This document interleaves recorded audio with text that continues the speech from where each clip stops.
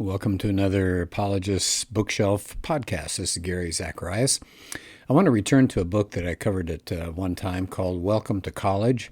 This is the second edition by Jonathan Morrow, subtitled A Christ Follower's Guide for the Journey. And that's exactly right.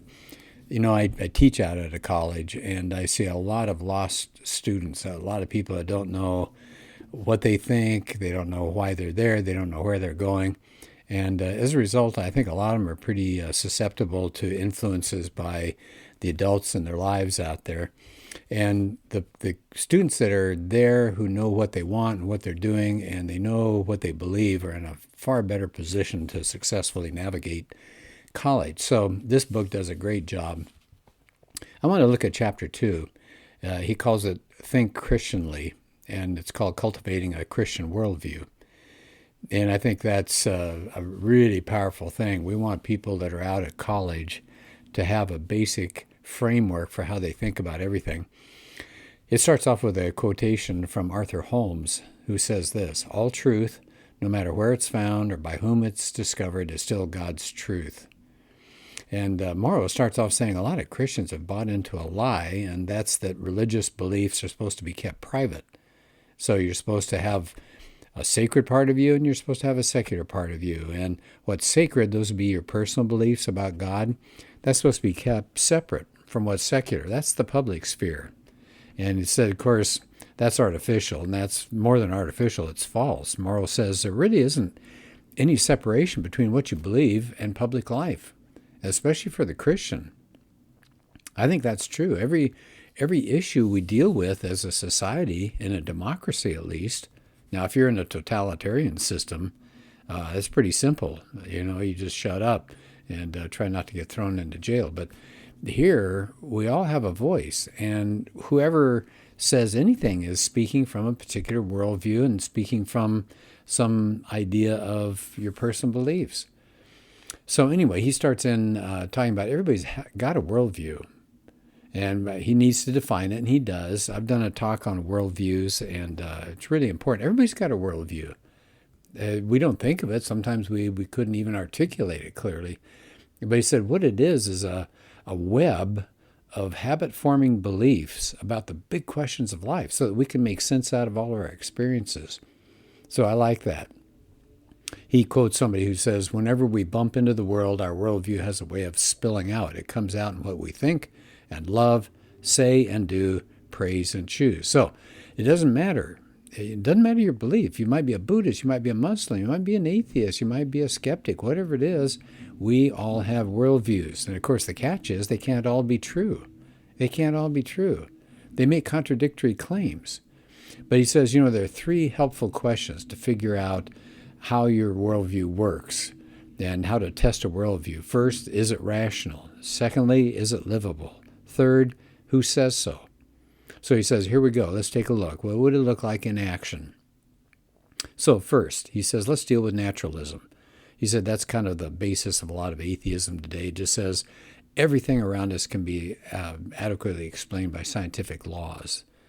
But he says, you know, that's irrational down deep. That's the first question, right? Is it rational? He says it's irrational because if the universe is just physical, then where do non-physical things like souls and reason and truth and logic and consciousness and free will come from?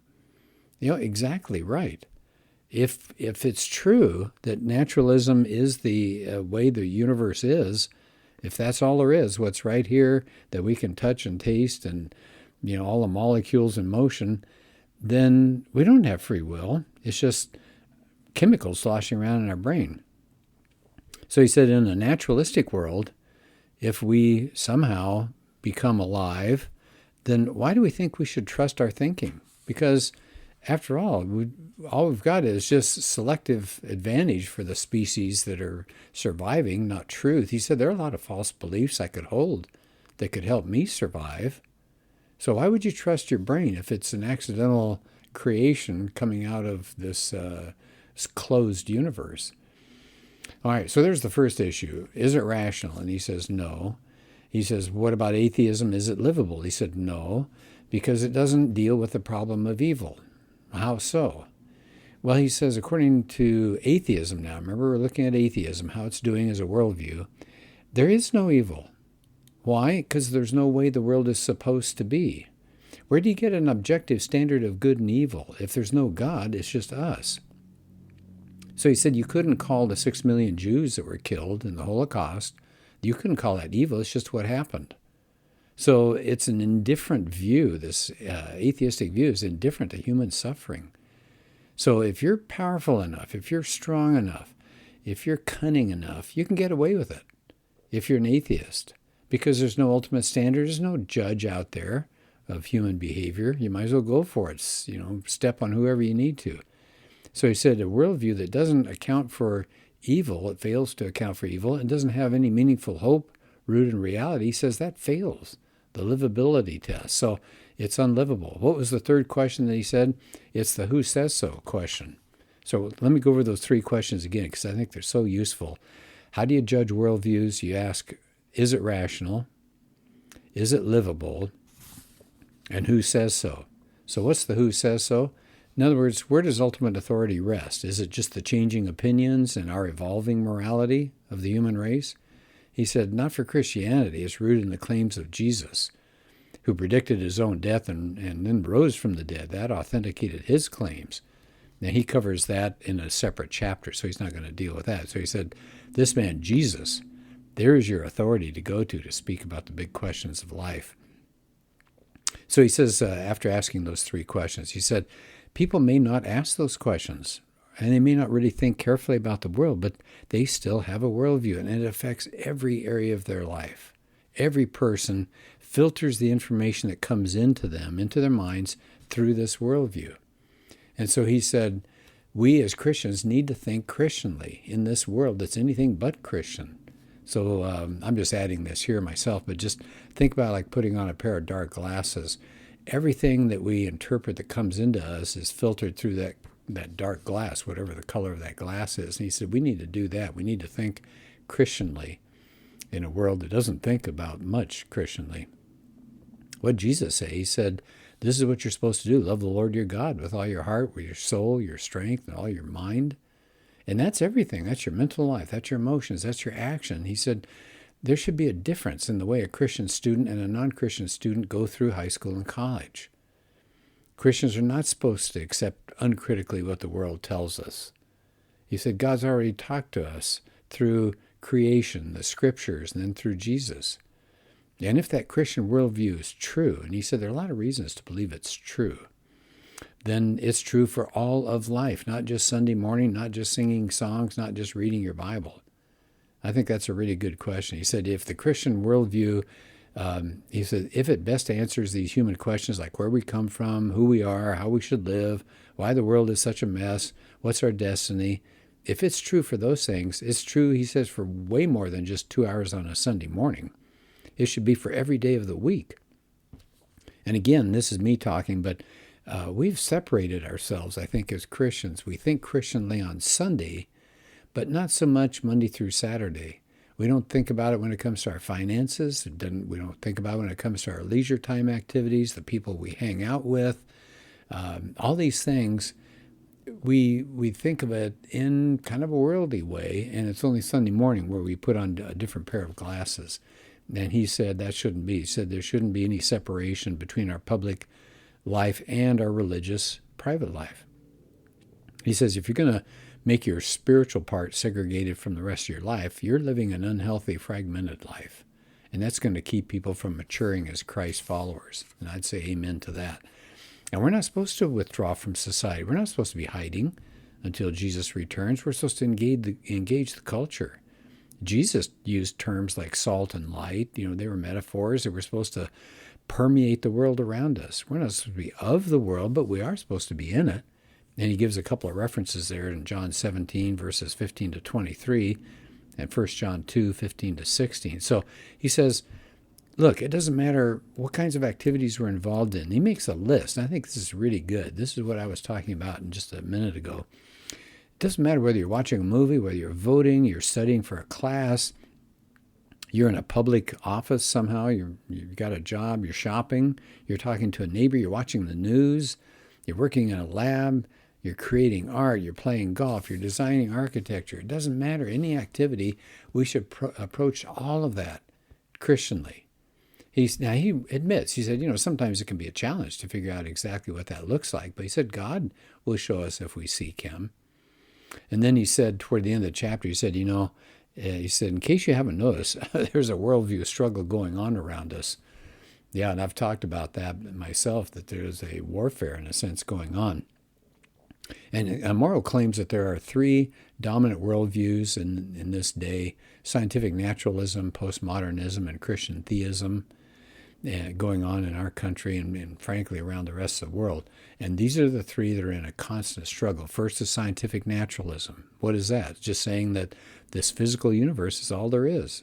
Only material exists. And how do we learn about it? Science. That's the only source of knowledge. Everything else is just conjecture. That means we don't have a soul. There are no angels. There's no God. The supernatural is excluded. There's no spiritual reality. The grave is all there is. So that's scientific naturalism. Then there's postmodernism. He said it's kind of slippery, hard to come up with a definition, but it's a form of cultural relativism. What does that mean? That according to postmodernists, truth and falsehood, or what's real or what's unreal, or what's right, what's wrong, what's good, what's bad, those are just different linguistic communities. So in other words, one community can have one definition of what's true or what's real, and another community may have a different definition. There's no one way to view the world.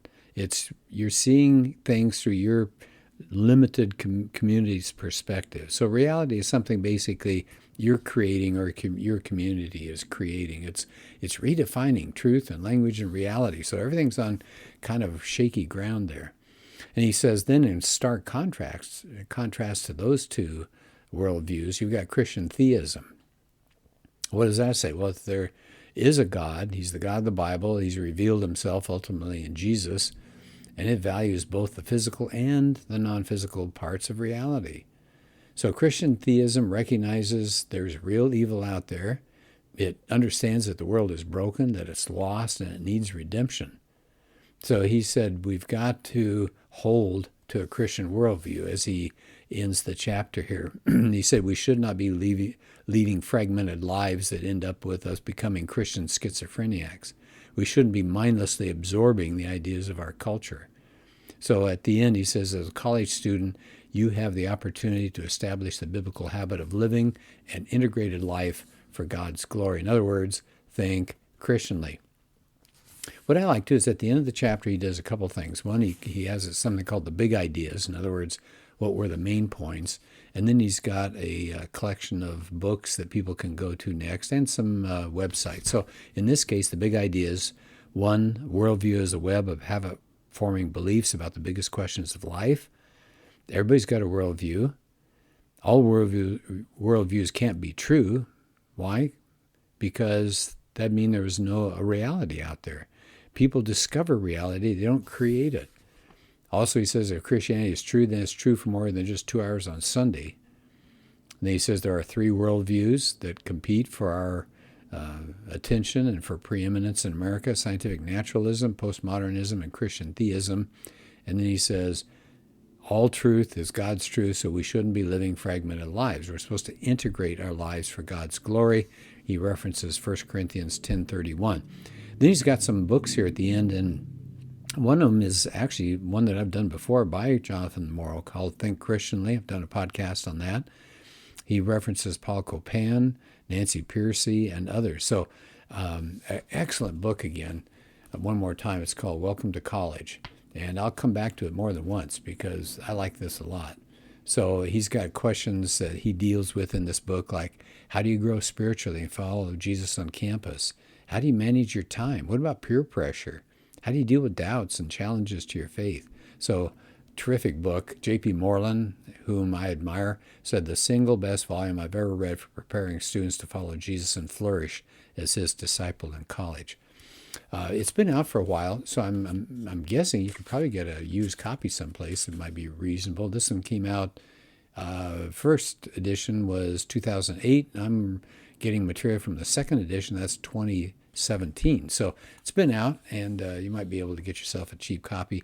It is worth it. Even if you're not in college or you have no plans for college, it's still a terrific read. You'll get a lot of good out of it, just like the material I was talking about today. You didn't need to be in college to appreciate that.